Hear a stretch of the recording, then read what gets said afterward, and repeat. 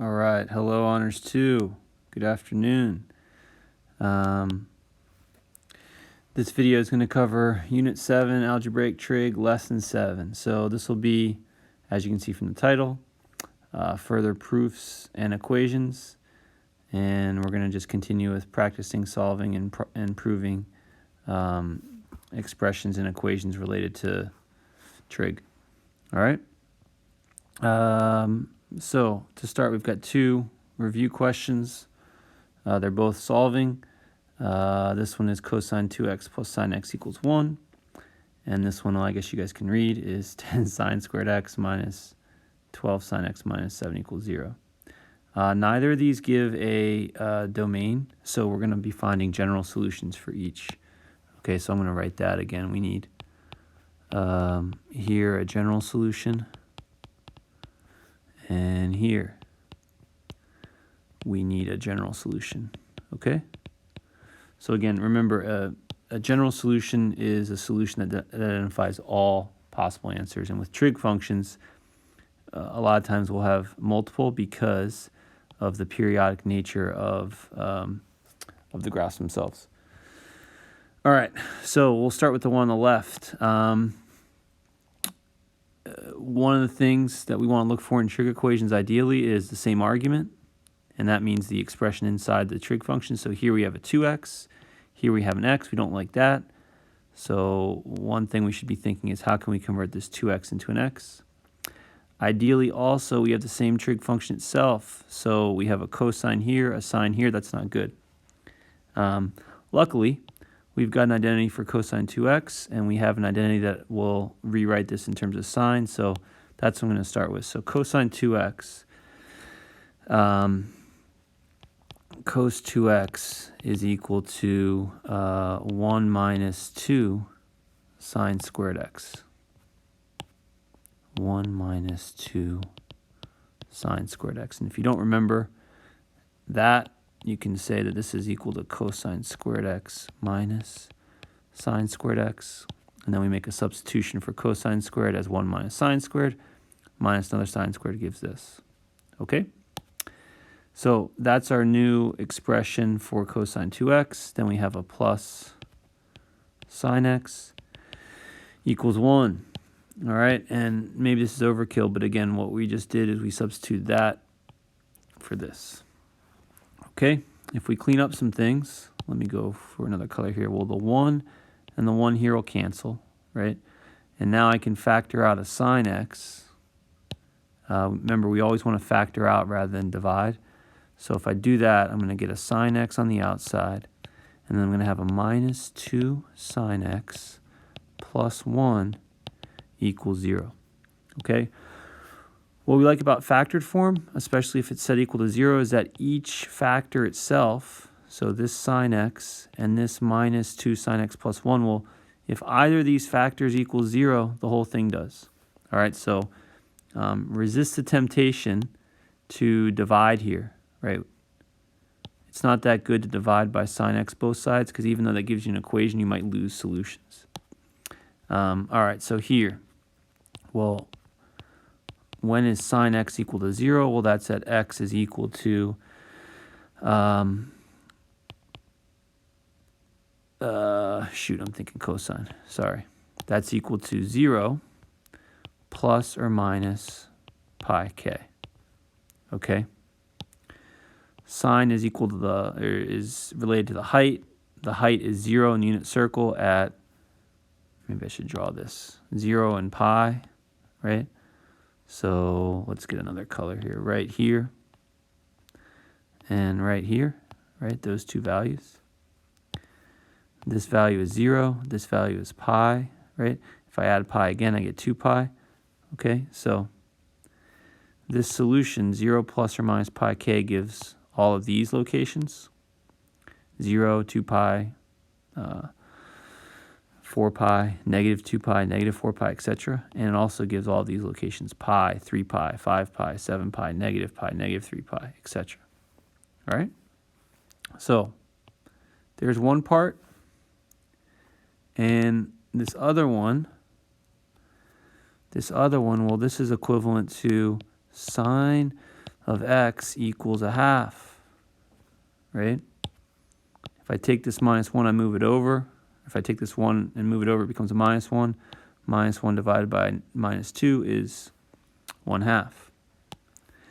So when is sine x equal to a half? Well, here and here, right? Those two locations, right there and right there. Probably going a little bit insane with the colors. This is pi over 6.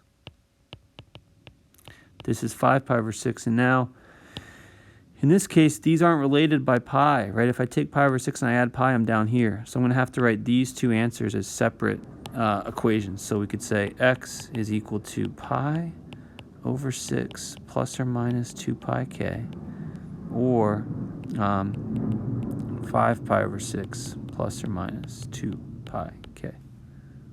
All right? So we've got, in this case, 3 different formulas that produce all the answers. Okay, and I should highlight them, I guess. So here's one, here's a second, and here's a third. And mine as well, just to stay consistent. Mine as well put an x equals in there too. So x equals. Wow, and that's kind of cool. It blew it over the highlighter. Let's see if I can make it more consistent. Yeah.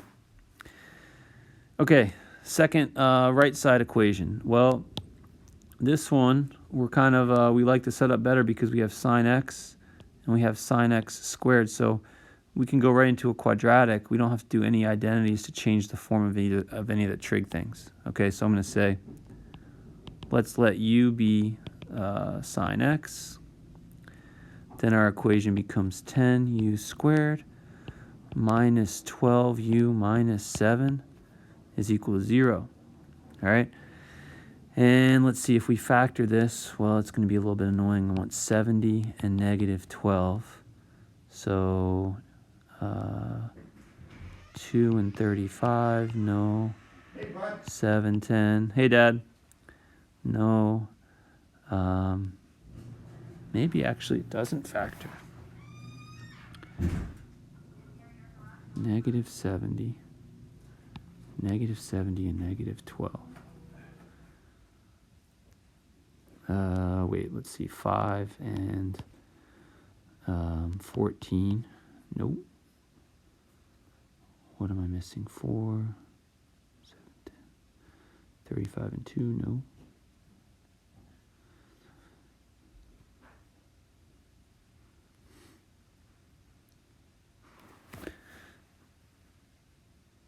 Well, let's do quadratic formula and see if I missed a factoring here. So this means that u is going to equal 12 negative b plus or minus the square root of b squared, which is 144 minus 4 times 10 times negative 7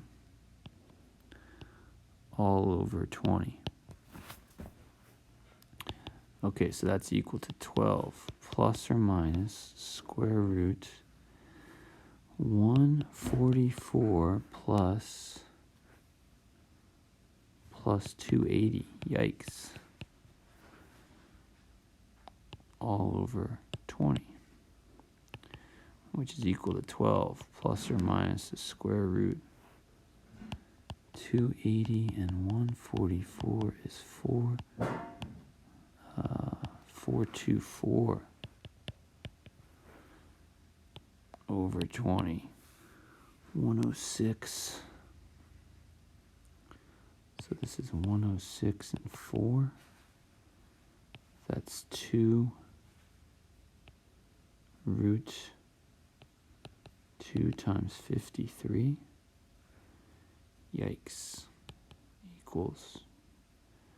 So take the 2 out. This is 6 plus or minus root 106 over 10. Okay, the minus part we can throw out because that's just not going to work. 6 minus root 106. Oh no, actually, sorry, we have to do both. So sine of x can equal 6 plus or minus root 106 over 10. And let's see what that gives on the calculator.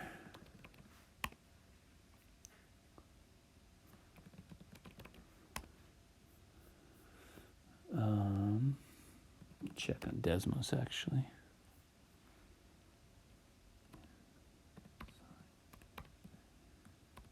X squared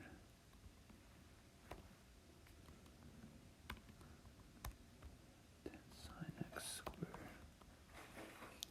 minus 12 sine x minus 7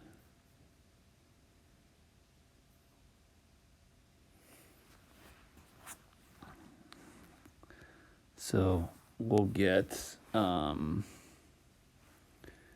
let's get one here. 0.3586 and .-444.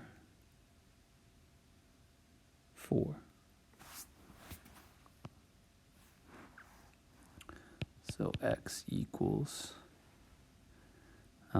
if you don't want to graph this, you could just say the sine inverse of 6 plus root 106 over 10,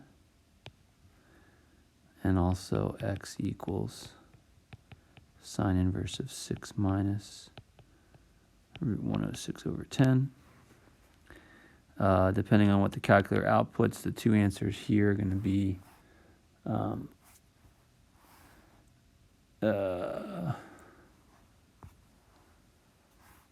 let's do the negative one. Negative 0.2698. Negative 2.698 plus or minus 2 pi k.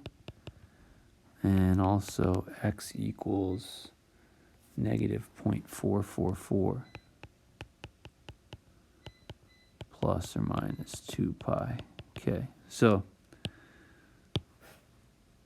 since we need to use the calculator anyway on this, because it didn't factor and didn't give clean answers, maybe it's better just to start to put this in the grapher and solve, okay?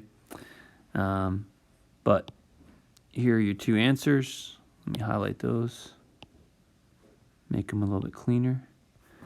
And yeah, the thing here, right, is that the sine inverse is going to give you one answer, right? And you have to remember that you can get other answers by adding some multiple of the period of the graph. Okay?